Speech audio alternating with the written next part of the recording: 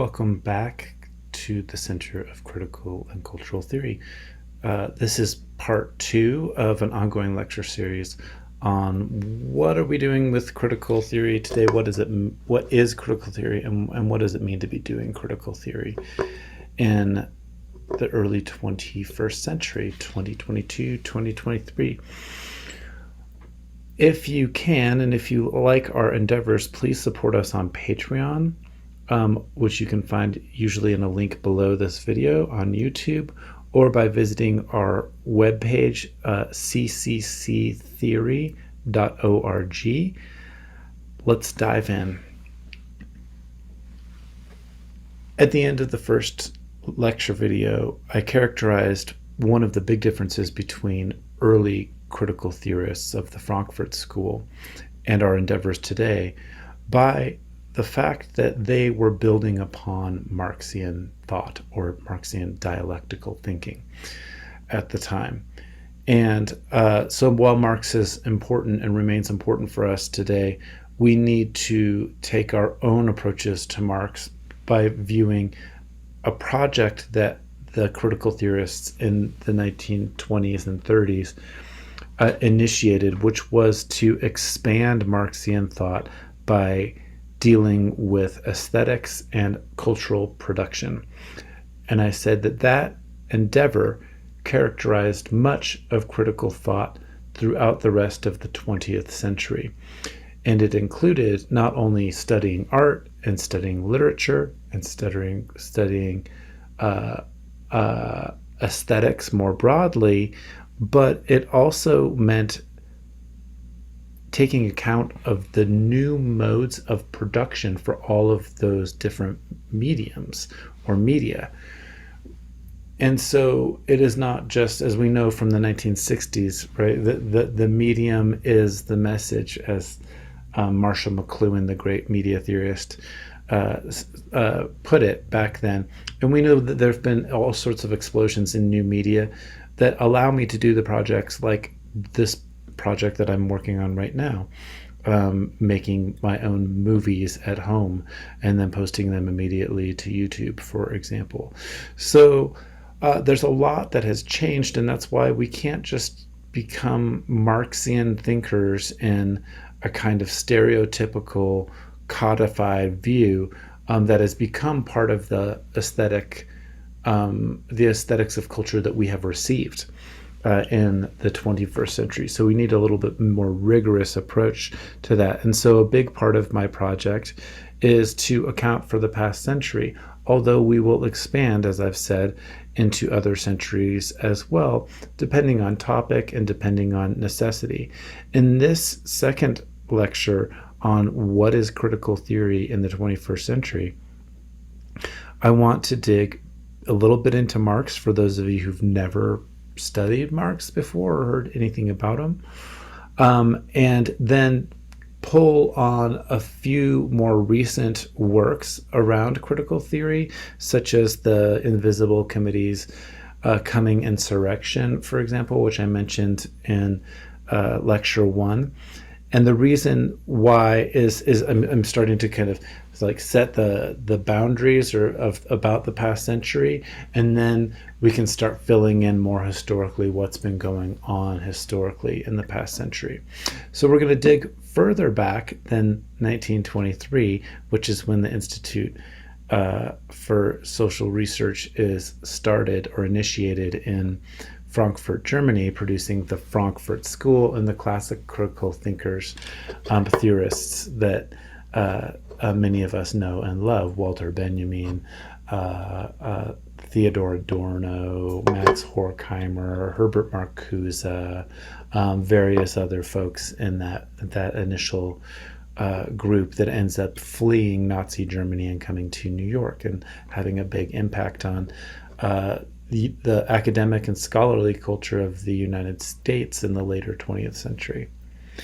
So before digging directly into Marx, I want to go back to Marx's teacher, and that's Friedrich Hegel. Then you could say, like, well, aren't we just dealing with another white European man, and that kind of line of thinking, which has become a code, a kind of like easy thing for people to say.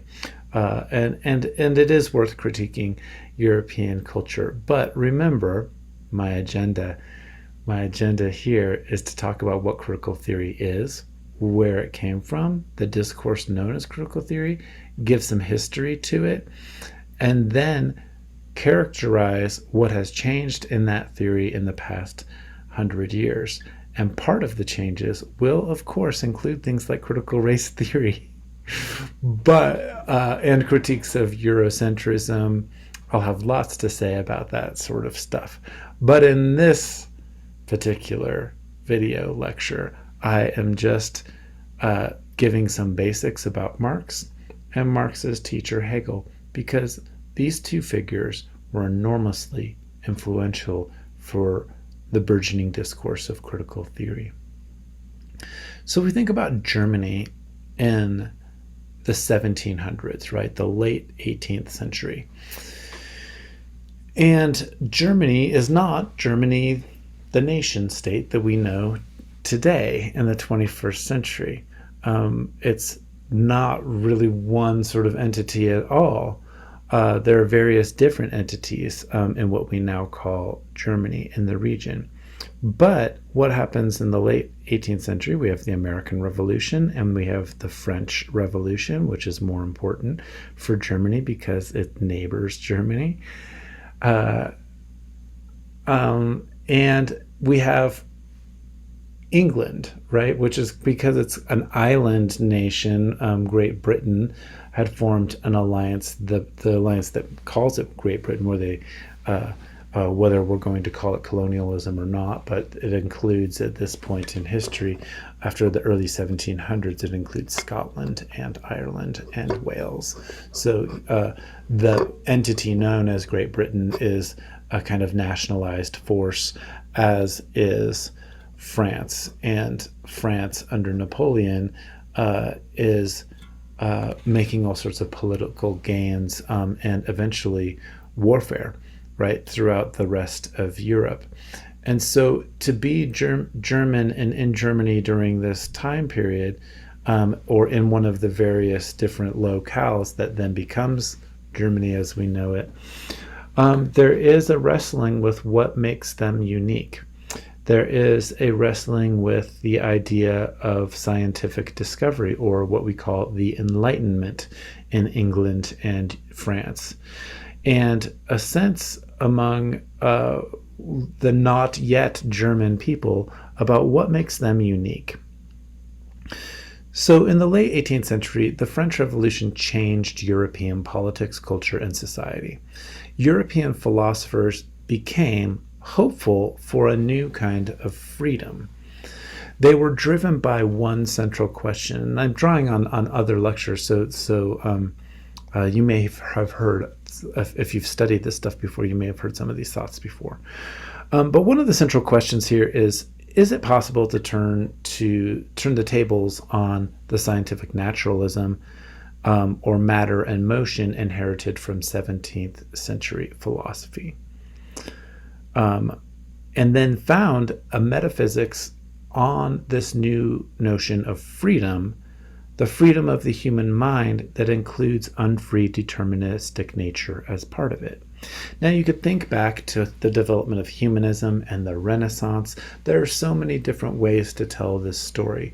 I'm just jumping into the 1700s here and thinking about what it might have meant to be in the area that we call Germany today, reacting to these nationalistic developments in France and England, and trying to think about like what makes Germans Germans, right? So rather than beginning with a question of metaphysics, which is like asks what is the nature of reality, so rather than asking questions of metaphysics first and then inserting the human on top, modernists put the self, or the idea of the self, and a regard for nature as developing out of the self. Right? So we can think about this a little bit. Sometimes it gets explained through the Copernican revolution, right? That In the Renaissance, humans like come to learn that it is not the sun that goes around the earth, but we have a heliocentric solar system, and that eventually we're just one solar system in one galaxy. And so the earth is not the center of the universe, and therefore there has to be this reflection back on those of us as earthlings. And so that's one way to sort of characterize this inward shift that characterizes, broadly speaking, European thought since the Renaissance, which was an artistic movement, social movement that started in Germany in the 1300s and moved up north and west through the following centuries. So there is a broader way to talk about this stuff for sure, but there is a focus on the individual, a focus on the self. The political category for this is called liberalism.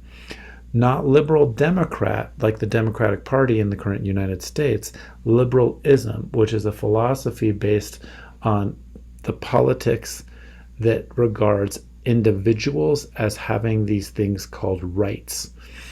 And it is your own embodied individual being that has that. And so part of that broad shift towards individual focus becomes the basis for philosophical thinking, especially in Germany of this time, especially under the Enlightenment thinker Immanuel Kant. Reacting against Kant are a number of philosophers that will shift from Kantian's Enlightenment thought to this new form of philosophy called idealism. Two of those thinkers were Fikta and Schelling. The German Enlightenment thinkers, like Kant, admired and even envied the French and English, but they felt in a way inferior and threatened by the apparent secularism and scientism of the West. So we don't necessarily think of it this way today, right? The German Enlightenment wished to confront English and French and Dutch skepticism by combining faith and reason together. But at the time in Germany, there was an explosion of interest in this Jewish thinker named Benedict or Baruch Spinoza. So there's the kind of like a Renaissance in Spinoza's thought. So Spinoza is writing at the end of the 1600s, and so now we're at the end of the 1700s, and he's kind of come back in style. If you were reading Spinoza at the time, Spinoza was read as a kind of deterministic atheist, and his atheism forced those to either follow him and become an atheist as well, or to opt for faith and forget about doing reason. So he was considered very reasonable. We had the shift towards Enlightenment rationality, and Spinoza was lauded by those scholars, and that made people who were religious feeling individuals feel like they couldn't follow that way. And so if you were going to be religious, you had to choose faith, which was considered unreason at the time. So F.H. Jacobi characterized this as either a choice between Spinoza or faith. And then other philosophers wanted some sort of third way between Spinoza on the one hand, or irrational faith on the other hand. And so they developed this new thing. So Germany at the time was heir to a kind of mystical pietism. And this was a quasi or version of Christianity mixed with Platonism, or mixing Platonism with pietism. And the pietism of German thinkers like Meister Eckhart or Jakob Bohm.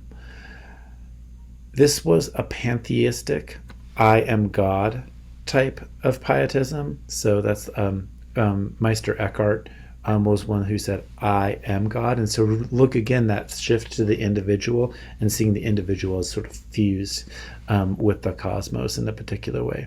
So in this sense, God is everything. The primordial spirit of God is a dark and inchoate idea of will moving towards self-realization.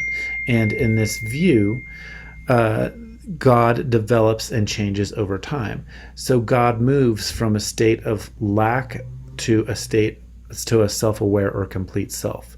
Creation then serves as the progressive self-recognition of God through recognizing himself against the opposition to his creation. So God, in this view, is creating creation in order to come to know what he himself, God, is, right? So in this sense, the Trinity, the Christian Trinity, the Father, the Son, and the Holy Spirit, was regarded as stages of God's development towards God's own recognition of self. Now, the French Revolution, of course, affected the Germans. In the beginning, there was a lot of inspiration to great equality. We can think of Beethoven being really interested in a figure like Napoleon at first, until Napoleon takes on more and more power, and then Beethoven comes to hate him as a tyrant, right? But in the beginning, there's a lot of inspiration to great equality, but the terror then, and then so even before Napoleon here, the terror that surrounded the French Revolution killed tens of thousands. And then, of course, Napoleon becomes a tyrant. So that conquest developed into a modern concept of nationalism. A modern national spirit and culture then developed among German intellectuals in response to the French domination. Immanuel Kant, had shown the way to find the origin of this kind of mechanistic scientific nature of the human in free self and spirit. For Immanuel Kant, the mind is active instead of passive. The mind creates its own rules by which it organizes experience. The self is powerful and free. The individual rational human being gained a political authority, and that powers that must be, or the powers that be, must take into account the freedom of the individual. So this is this radical change in thinking that the political powers actually need to take into account that each person is an individual being who is capable of not only reasoning, but this special kind of reasoning that is the freedom of the will and the spirit. A comprehensive philosophy based on the freedom of the self could then incorporate the new sciences that are arriving in France and England, and then reconcile it with that German Christian tradition of mystical pietism and political freedom. So this would be a uniquely German thing, right? In the new society, the enlightened human is a thinking human. Now, Fikta, one of the earlier idealists who's reacting to Kant, critiqued all kinds of revelation, all kinds of ideas that God has come into the world and produced things called miracles. Spinoza did that too, as well, in his politico-theological treatise. And Spinoza had said that maybe God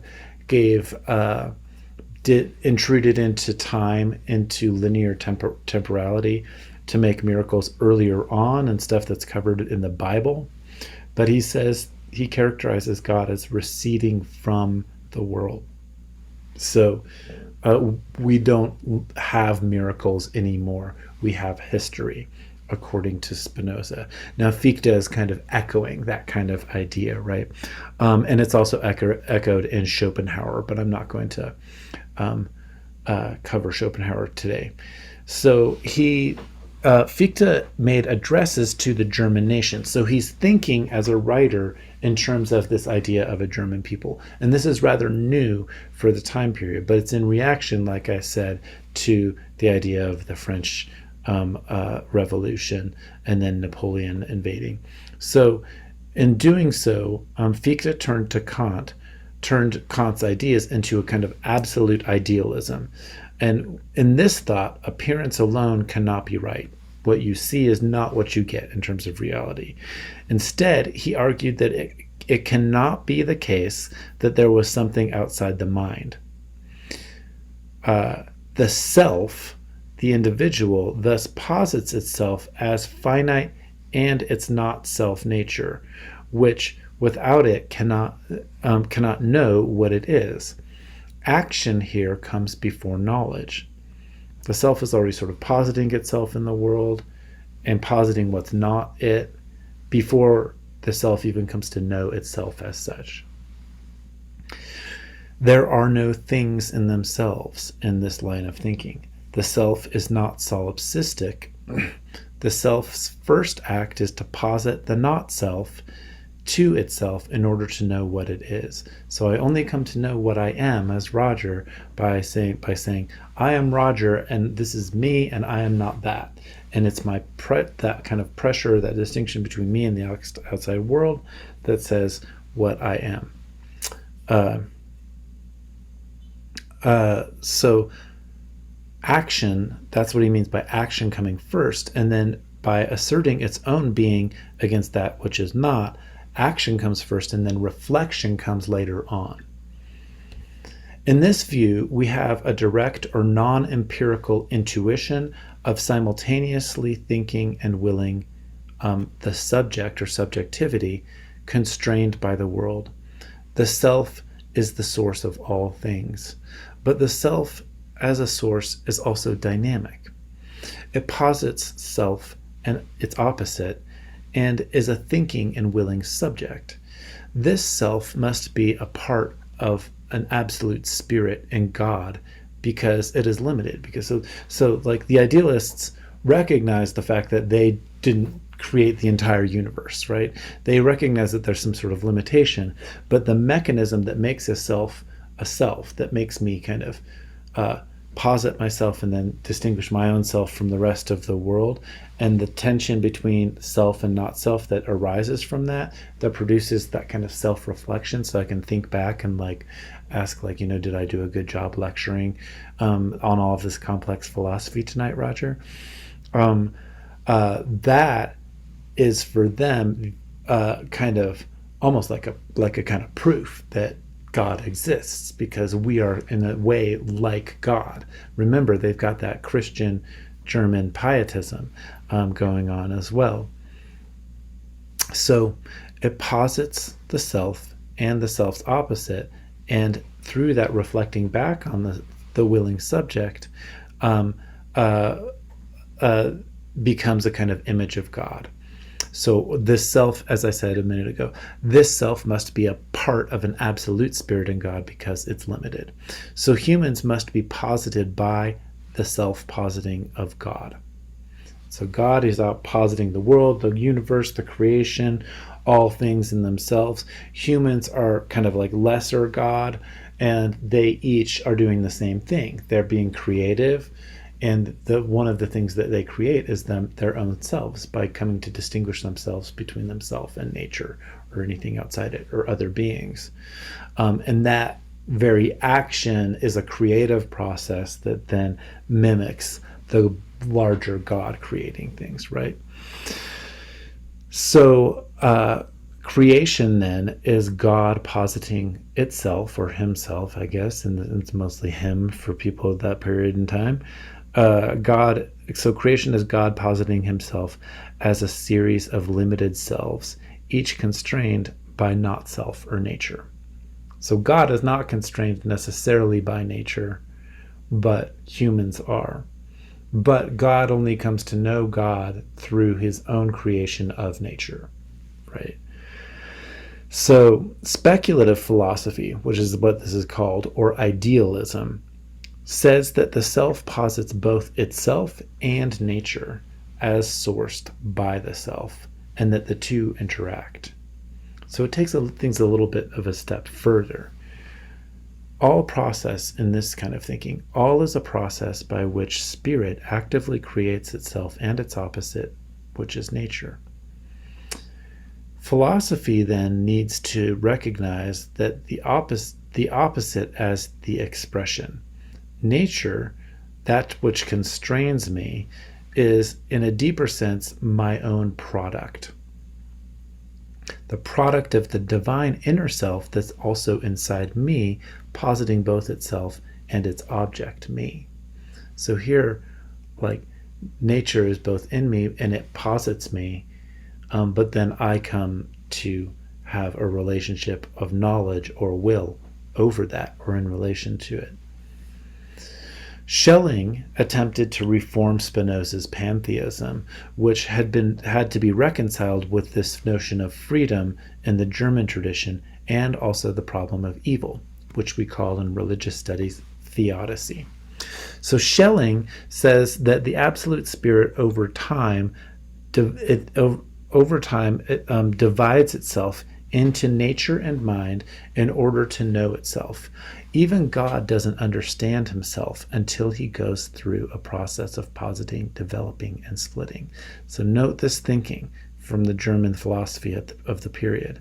Even God doesn't understand himself until he goes through a process of positing and developing and splitting.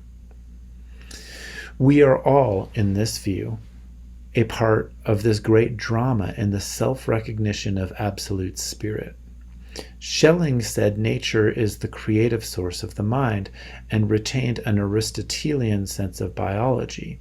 Now that's important because in the 21st century, Aristotelian biology does not work. But for them, writing in the early 1800s, late 1700s, he was important. So in this view, then, God must be alive, self-developing, and coming into a kind of completion. He says that Spinoza was wrong because Spinoza was too fixed. God's essence or reality, according to Schelling, is distinct from God's basis, even though the former derives from the latter, because nothing is outside of God. So God must have a primitive and a fundamental base out of which God comes.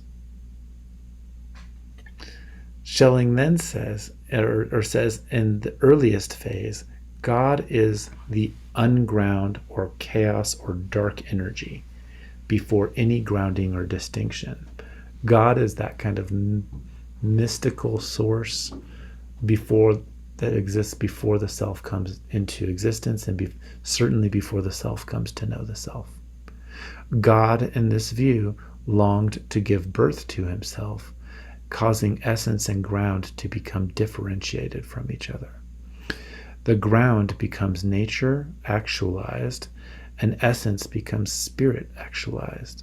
Humans are an actualization of both nature and spirit. In this tradition of thought, then, evil occurs when the ground or nature escapes the control that the spirit has and acts upon it. This only happens in humans, so therefore animals don't have sin, right? Only humans have sin. And the appropriate response to this evil that occurs when the ground or nature escapes the control of spirit is love. They mean a particular version of love. Love is, in this tradition, the proper reintegration of essence and ground. Contemporary Christian systematic theologians, such as Catherine Keller, who wrote an important book called Political Theology of the Earth, are building on this idea. We will come back in other lectures, and I will do entire courses on this notion of political theology for the Center of Critical and Cultural Theory. When I cite someone or say that someone like Catherine Keller is an important author, it doesn't mean that I subscribe to everything that Catherine Keller has to say. I have a tenet of a bunch of I guess maxims, you could call them, a bunch of rules that we might call remember when we're doing critical theory. And one is that a critique is not a condemnation. So when I critique somebody's thinking, it doesn't mean I'm just like casting them out. At the same time, praising someone doesn't mean that I accept everything that they say either, right? So what matters here in my lectures is narrative. Even if history is just one perspective, right? People say history is HIS, his story, that kind of thing. Yes, we know that history is perspectival. Okay, fine. Memory and history need to maintain a kind of balance, and the memory can happen at the individual level, but also at the social and cultural level. And memory sometimes happens for people who've been pushed outside of, quote, historical narrative, as has often happened with indigenous cultures throughout the domination of Euro-Christian societies. So memory becomes a balance. So I'll distinguish memory from history. And then the same thing, just while I'm here, just like labeling what someone is, or simply saying that someone is biased is also just like not good enough for critique. Oh, you're a Marxist, so no, I don't have to listen to you. There are people that need to be shut down. But you need to, when you do that, you need to say why. It's not enough just to point the finger and label somebody. If someone's claims to free speech are at the expense of the rest of society, for example, or someone's claiming basically the right to oppress other people, then we maybe need to take a critical look at them, right? Those are just some things to be thinking of. I'll give other lectures on those kinds of ground rules for doing critical thinking work. So back to this, I mentioned Catherine Keller's Political Theology of the Earth because I think it's an important book, whether you agree with it ultimately or not. And I'm saying that contemporary Christian theologians that are building on this idea of systematic theology are tapped into this older German philosophical tradition. We need to understand that before just writing them off as Christian. Oh, they're a Christian, and so I don't need to listen to them or something like that, right? I can have all sorts of Christianity, and you will hear me give critiques of Christianity, but that doesn't mean it's not important to read good Christian thinkers like Keller. So back to Hegel here, and this moment, idealism, speculative reason, as it was developing out of Kant and in this new movement that will come to be called Romanticism. So Hegel was reacted to Schelling. Now remember, Schelling had said that God is the unground, the chaos, the dark energy before any grounding distinction. God is the thing from which the self comes and then posits its opposite, the not self, and then comes to realize itself through that distinction. Hegel had trouble with Schelling. And Hegel thought that Schelling was too mystical and too romantic. But the key thing here is that God in this line of thinking and everything else is always evolving and developing. The idealists thought with an evolutionary account of nature, we could give an account of God and religion and ethics. With an evolutionary account of nature. This is like, not quite a century, but definitely, 60 years-ish before we get something like Darwin's Origin of the Species. And so that notion of progress and history moving in terms of progress and evolution is very much going on throughout Euro-Christian thought well before we get to someone like Darwin. So Hegel wants to approach modernity from the German Christian tradition. He's concerned with the meaning of Christianity in light of the Enlightenment thought popular in France and England. Hegel then asks, can we truly create a systematic philosophy of everything based in pantheistic spirit that does not exclude the reality of human history? That's his project. It's a big effing project, right?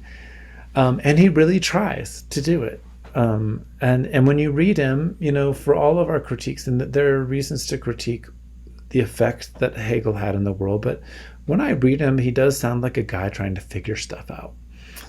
So I'll give him that.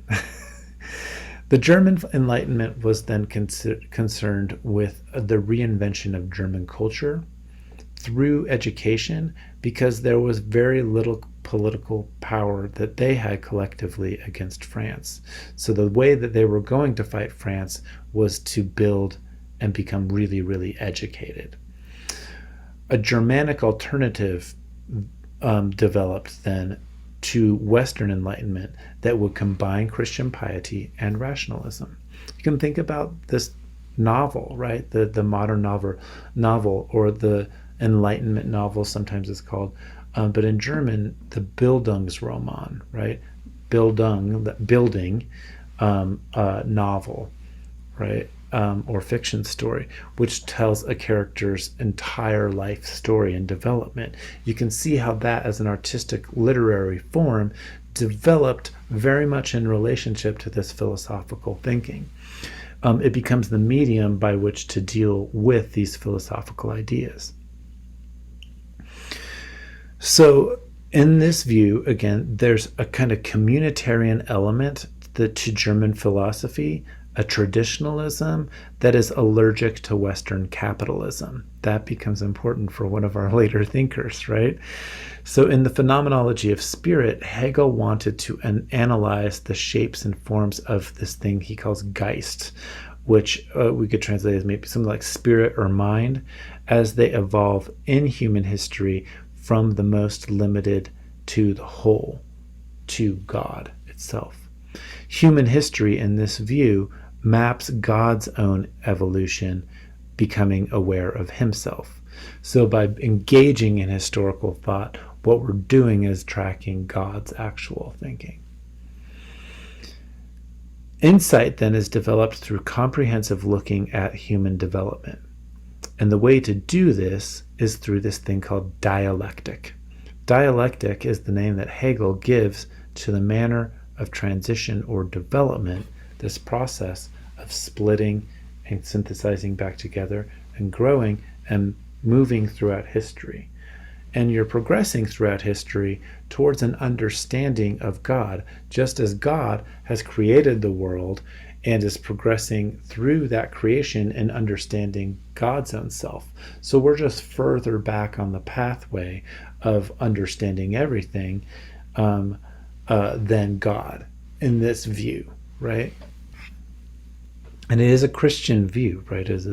I will use that term Euro-Christian often. Progress then moves through something called thesis, antithesis, and synthesis, or dialectic. Conflict between thesis, the action, right? Remember, action is the basis of thinking and idealistic thought, to its antithesis, self, not self, right? The realization that I'm made of self and not self. That's the synthesizing moment that creates the willing subject. So, but it starts through that conflict, through the conflict of thesis and antithesis. And through that conflict, the new thing emerges, and that moves us upwards. Everything then must imply its opposite, its limitation and its negation, but also its later incorporation and the moving of understanding. The German term Begriff, or notion, as it's often translated, arises out of this.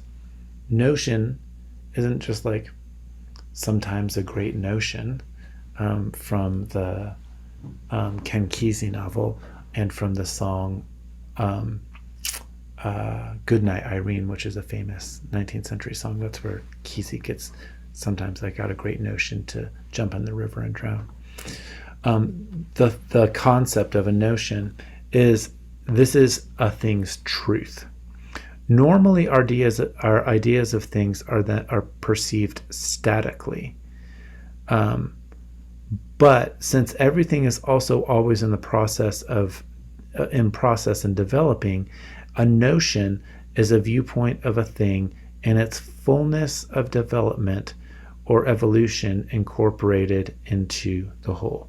If there's a seed for a plant, an acorn that becomes a tree, the notion is when you can see the full process of the seed coming all the way into a tree and its moment of completion and then death, right? Any truth or part, I might see the tree today, but I don't know that it was an acorn before. I'm not getting the whole thing. If I just see the acorn and I don't see the tree, I'm not getting the whole thing. The notion is all of it together, and the realization that it's always in process. Geist, or spirit, as it's often translated, sometimes translated as mind, is being in and for itself. The term Vernunft, or capital R reason, then is opposed, and these are all Hegel's terms, is opposed to Kant's mere reflection. So Kant says that the mind is self-reflective and it's capable of freedom and all of these things, but what Hegel adds to it is this notion of process and evolution through time and the dialectical synthesizing process. And so it is through the dialectical and synthesizing process that we get a glimpse at reason, which is the notion and action, right? That's a way to kind of think of it. If a notion is my ability to see the tree from the acorn all the way into the tree and the death, the whole cycle, if that's the truth of the outside, the truth of the inside is my ability as a human to be doing self, not self, reflecting back on the self, learning and growing itself. So that's why humans have this thing called reason. That's what they mean by reason. Hegel says that reason, which is not just understanding, reason, with a capital R, is trying to recognize something in its evolution to its whole. Reason is the process by which we go by finding a notion, which is the truth of the thing in itself, right? So this line of thinking, Hegel's line of thinking, produces a new theory of truth, which more typically means a kind of correspondence between the statement and the thing described.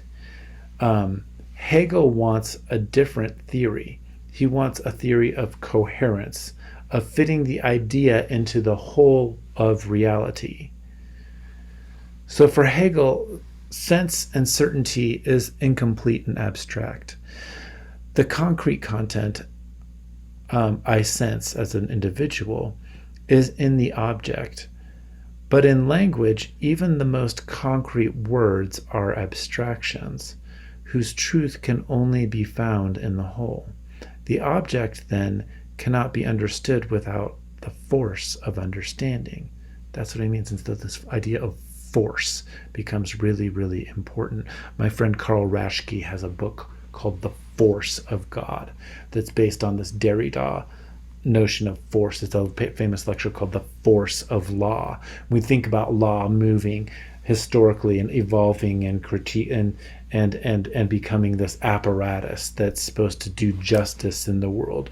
We can see all of that kind of arising out of this same kind of milieu of Euro-Christian thinking, right? But we have to understand that reason for Hegel with a capital R means something particular, and it's always processual.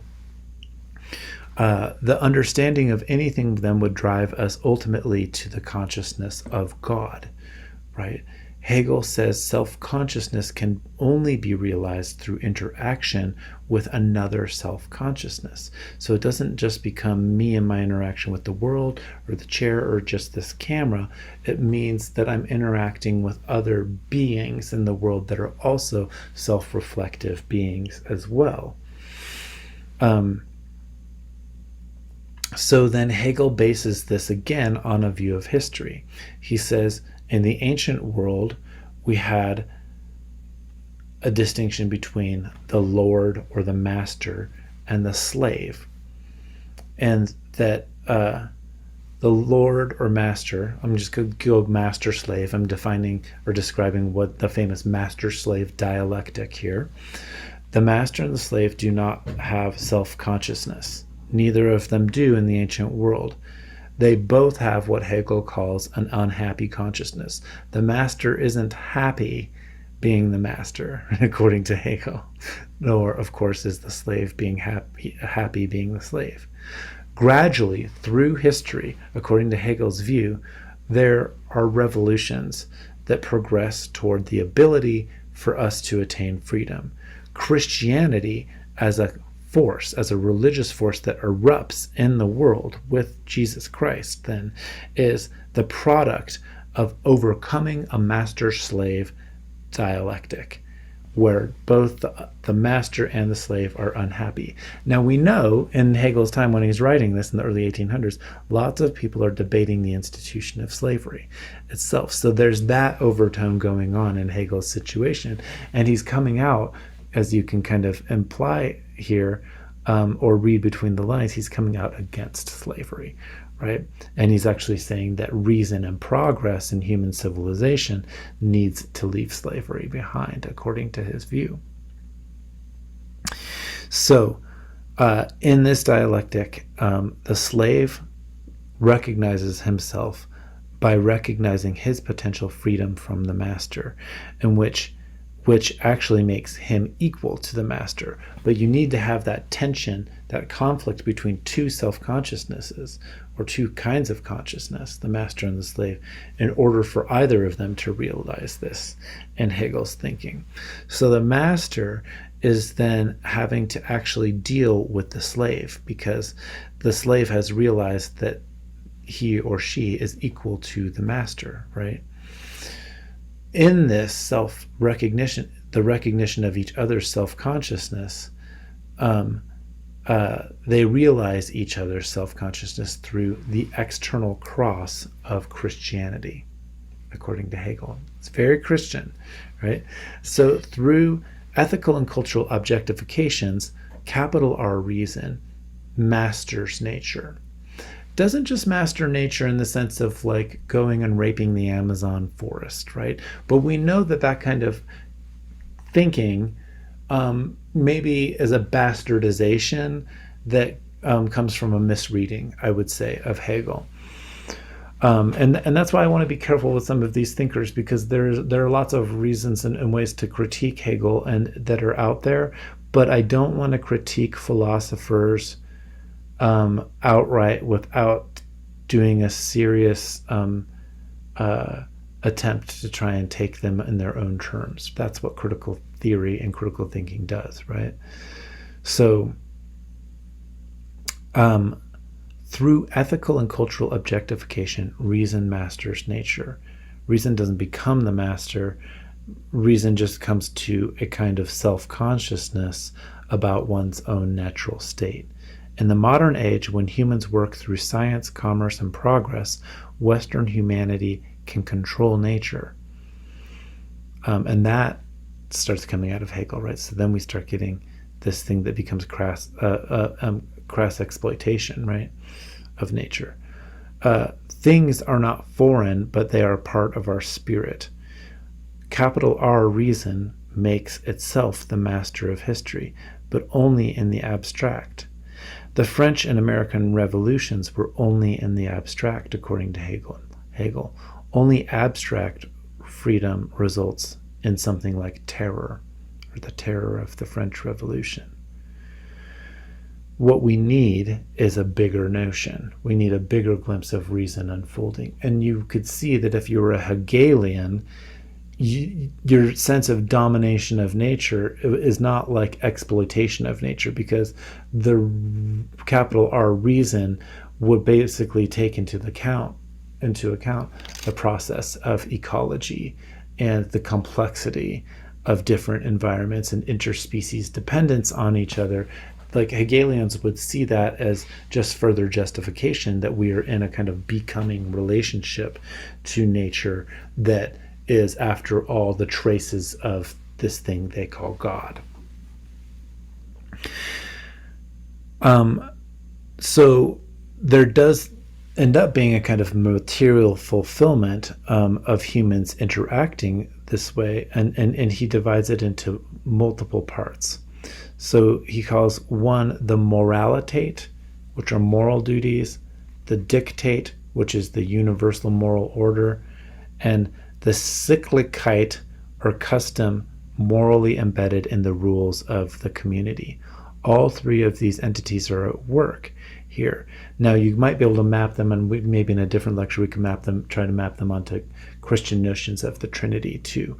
Now, remember earlier I said that the Trinity, that these German philosophers started taking the Trinity and unfolding it into a historical, temporal account of history. And that's what Hegel's going to do in Phenomenology of Spirit and the Philosophy of History. But I'm not going to cover all those texts in detail here. I'm going to eventually move on from Hegel pretty quick here. The concrete and conceptual, according to Hegel, need to merge.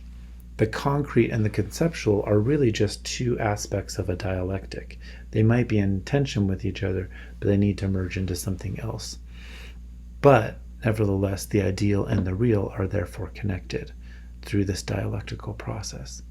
Thinkers like Herbert Spencer in the 1800s would take this idea into notions such as survival of the fittest and then combine it with Darwinian thinking, right? So we can see how Hegel becomes really, really influential throughout the 1800s, the most influential philosopher of the 1800s by far. So this kind of thinking then of survival of the fittest was then mapped onto empiricism and Darwinian thought. The bigger Euro-Christian conception here is that progress is only made through conflict, but progress is also progressing towards self-understanding, towards capital R reason, and that as being itself a kind of image of God. So in Hegel's concept of history, it looks something like this, and I'm going to share my screen right now with you just so you can see it. You can find this kind of thing on the web really easily. Hegel's concept of history. So history is moving in this linear timeline towards the future. You get thesis, antithesis, which is negation. It's not negation like thumbs down, it's negation like not me. Thesis posits itself as action. The positing creates the not self. That creates a tension between thesis and antithesis, and through that tension a new synthesis is born that moves upward, right? This is the process of reason developing in that capital R sense, right? It's not just the Kantian notion of reason, but it's a kind of notion of reason that is more than understanding, more than just self-reflection, but has this notion of progress and synthesis and Bildung built into it. So again, we could take the master and slave dialectic. Both of them are unhappy. They realize through coming to self-consciousness, first of all, that the slave realizes that he or she is just as smart and just as powerful as the master, maybe even more powerful, because now they know and control all of the means of production, and the master's just been sitting around eating food and getting fat. And the master has to realize that the slave is a force to be reckoned with, right? And through that, a new notion of society, or new notion of being that is not master or slave then would develop. And it's that progress towards reason and towards being rational that he will characterize as being the true kind of Christian self. And so, as we see on the right side here, it starts as kind of sense certainty, develops into perception, and then this thing he calls force or what gets translated as understanding in English, but it's a special version of understanding, and it's pushed by the dialectical force of self against not self, thing against not thing in nature. And nature is, of course, that unfolding of God and God's creation. So through thesis, antithesis, synthesis, and new thesis, over time the master comes to have no knowledge of how to perform labor. He relies entirely on the slave. Once the slave realizes this, he can then dominate the master, but that's not exactly what happens according to Hegel. For Hegel, history is rational and progressive, and so both the unhappy consciousness of the slave and the master are overcome as they move towards this new kind of form of understanding. So note also for Hegel, I'm going to pull this off screen share here so you don't need my notes.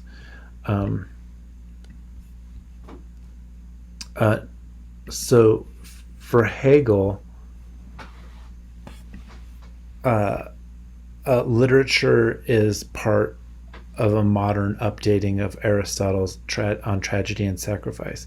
And so why is that important? I think it's important for us all to realize that for Hegel, fiction and literature, the concept of literature, is very important, because it is only through literary culture that we do that work of understanding. And so this is one of the reasons why we have these really, really long novels from the 19th century that are dealing with this, and we get a sense of like culture in the sense of that high culture sense is developing out of this Hegelian notion of capital R reason, that it is through the arts literally that we are going to create a better society.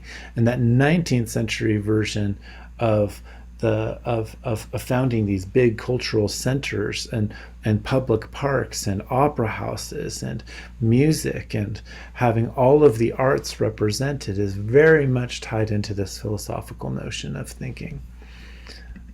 So for Hegel, literature is partly a modern updating of Aristotle's tragedy and Aristotle's work on tragedy and sacrifice. In this concept, the modern novel is a medium that expresses the capital N notion of a character beginning all the way to end, right? Just think about like Great Expectations by Charles Dickens, great Bildungsroman.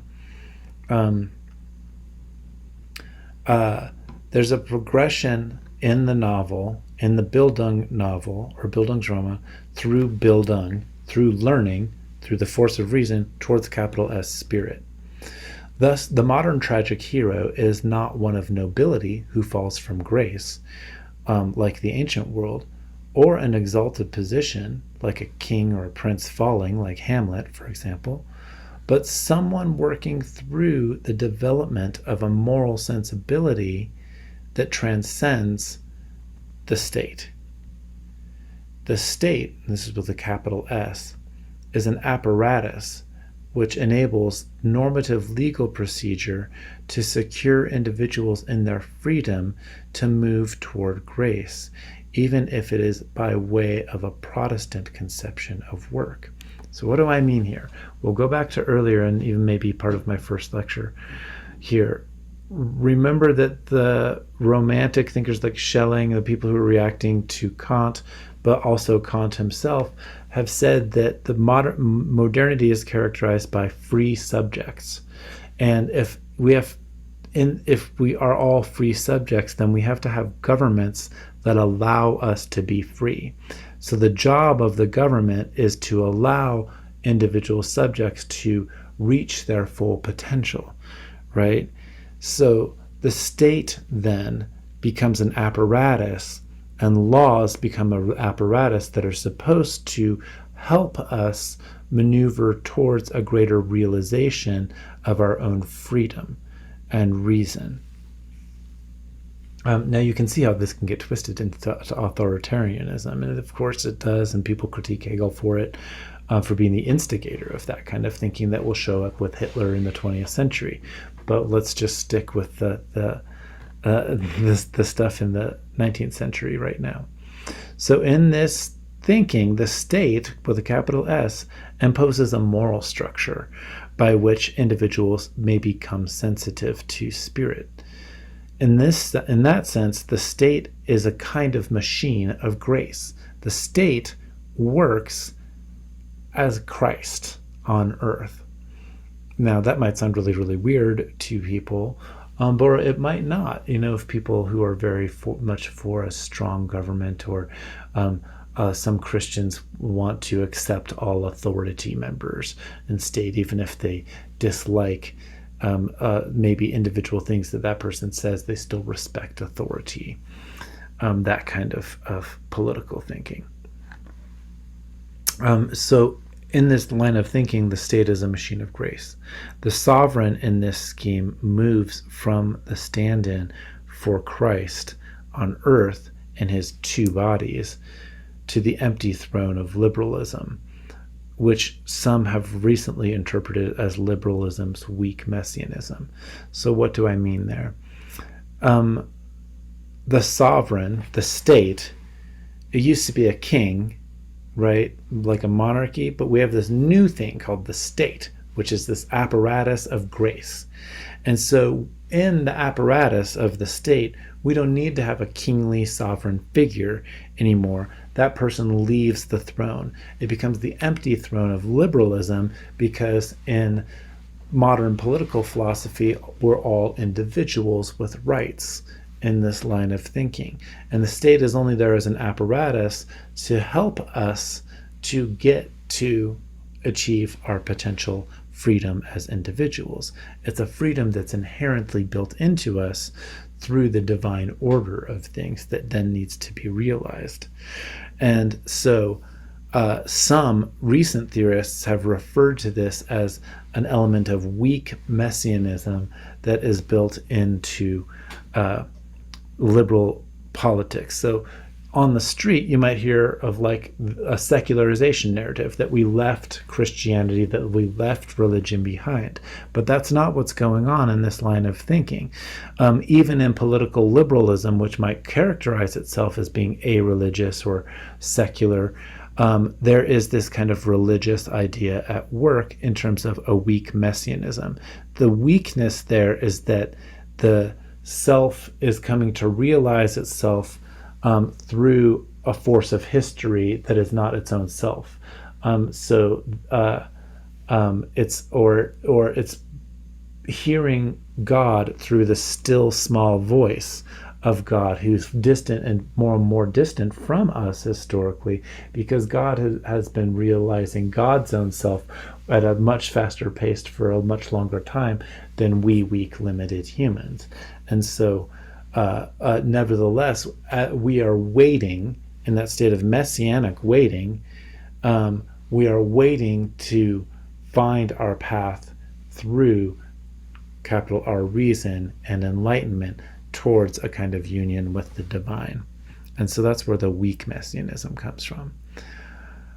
There is in politics a nostalgia for strong sovereigns, that we want to have kings, and we still do it in American political culture. We tend to like focus just on the president. It's Trump, it's Biden, it's Obama, the one name. We kind of want to see them as like these kind of kingly, fatherly figures. We can love them or we can hate them, but we boil down like an entire apparatus of administration and bureaucracy to the one regime and the one person standing for it. So there's a nostalgia for strong sovereigns that develops from a fear that the grace machine of the state is not working properly for the moral and spiritual conduct of persons towards spirit. So strict conservatives, the people who want to see small government, see that as a moralized issue, right?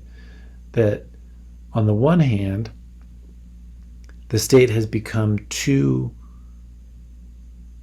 corrupt in its attempt to give people grace. So it might seem nice on the surface to give somebody something like welfare, but instead it doesn't help them because they become dependent. And because they become dependent, they become less able to realize their own freedom. I'm not saying that I subscribe to that. I'm just explaining to you what conservatism has at its roots of valuing things.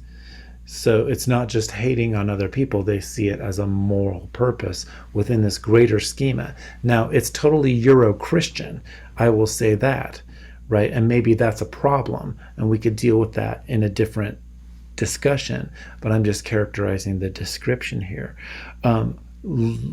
Political Democrats in the United States, or the so-called liberals in common everyday speech, liberals are going to say, no, welfare, public education, all of these things that came out of Hegelian thinking and in the 19th century, that is the state doing what the state should do, which is to give us the grace, to give us the freedom, to give us the minimum basis to live healthily, so that then we can then flourish in our freedom, right? So very core differences between the political views that we still have today. So it's important to really sort of see where some of this stuff comes from.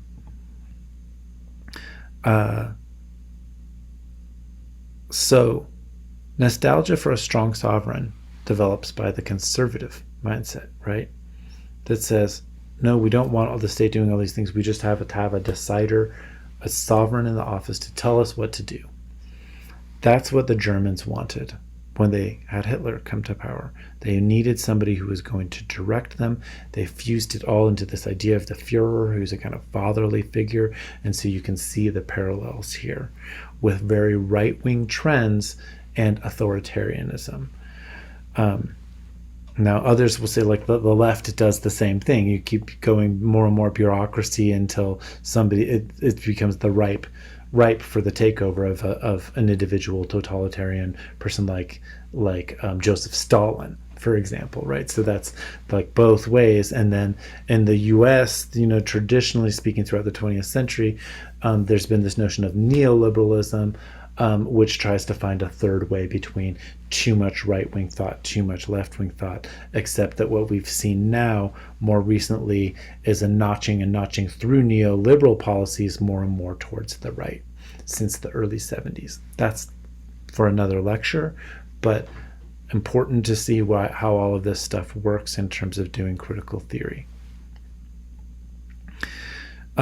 So nostalgia for a strong sovereign develops from a fear that the grace machine is not working properly for the moral and spiritual conduct of persons towards spirit. Meanwhile, those charismatic and sensitive individuals who move beyond the imposed moral structures of the capital S state come to inhabit a new world. This is the refined, civilized person. This is like what a gentleman was or what was supposed to be in the 19th century anyway. Those people have then benefited through the state, through education, and become, quote, civilized in this very Euro-Christian sense. So you think about the boarding school projects to try and civilize the savage Indians in the U.S. They are built out of this Hegelian mindset that says that they are going to save the savage, right? There is an attempt to move toward them, towards civilization, to educate them, to clothe them, to cut off their hair, change their language, make sure they can speak English. All of those sorts of things are part of the civilizing process. Now, you can see that I'm being cynical. I've got some attitudes and some judgment about that, but I want you to really see how this plays into Hegelian philosophical thought, so that people think that they're doing good even when they're forcibly converting native people and putting them onto reservations and things like this. These become concentration camps in the 20th century. And so Nazi law, if you don't know this, builds its own legal apparatus on top of ideas that it gets from the American legal system, including the Indian reservations, which they use as the basis from which they then build the concentration camps for the Jews. So, those charismatic and sensitive individuals who've been really well educated then become the elites who tell us how we're going to establish a new world. They're the ones who have benefited from the grace of the state. They've transcended it. They've become, as I call, enchanted citizens. not merely cosmopolitan in an Enlightenment sense, but having developed through both their rational and moral capacities, and through that embraced a kind of gnosis, a kind of internalized knowledge, mystical knowledge, through the state, but also above the state. So they move to a kind of gnosis that the state alone cannot provide, but only facilitate liberal access to. In the broader context, we could go back, as I've already said, to European humanism, to modernism, to a turn towards the subjective individual. While Italian humanism, and we could think of figures like Dante and the Copernican Revolution, which I mentioned earlier, a Western European narrative developed, broader even than Germany, right? That was generally this subjective turn. So we could look back to Shakespeare, right? We could look back to Hamlet, who I've already mentioned once. And at one point Hamlet says, "Oh God, I could be bounded in a nutshell and count myself a king of infinite space, were it not that I have bad dreams." We could look back to 1641 to René Descartes and his famous line, "Cogito ergo sum." I think, therefore I am. The focus is on the individual. We could think back to the Magna Carta, even though it was not at all for the common people. And we see this shift inward, the shift towards recognizing rights-bearing subjects.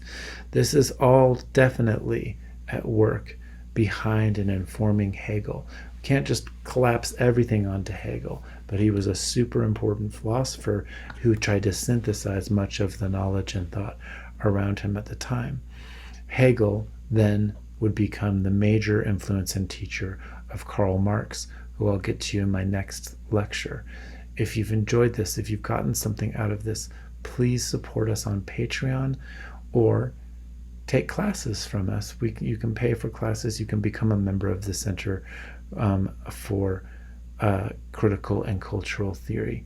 Thank you very much. I hope you've enjoyed this and you can see the work and dedication that I've been putting into explaining this all to you. Feel free to try and reach out and contact me for clarification and questions. Have a great night or day wherever you are.